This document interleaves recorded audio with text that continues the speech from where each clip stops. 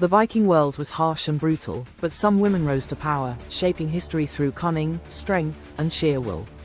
These Viking queens weren't just rulers, they were warriors, strategists, and survivors.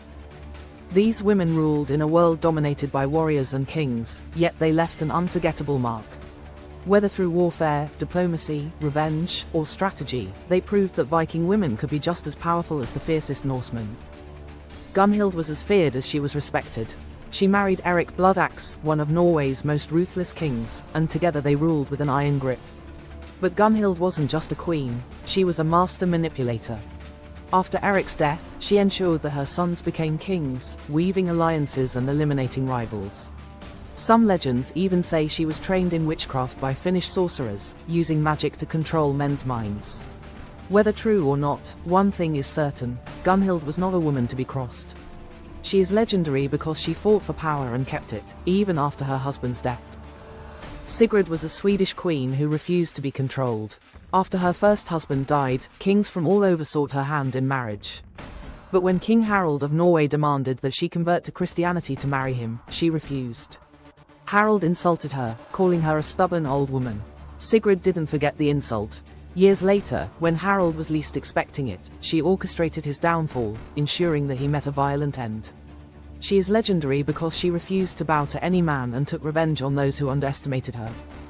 In a time when Viking politics were ruled by war, Austria chose a different path: diplomacy. She was born a Swedish princess but became Queen of Norway through marriage. When her husband died, she didn't seek revenge or war.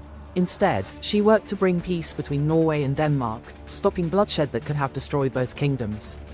Unlike other Viking queens, she is legendary because she used wisdom and alliances instead of war to shape the future.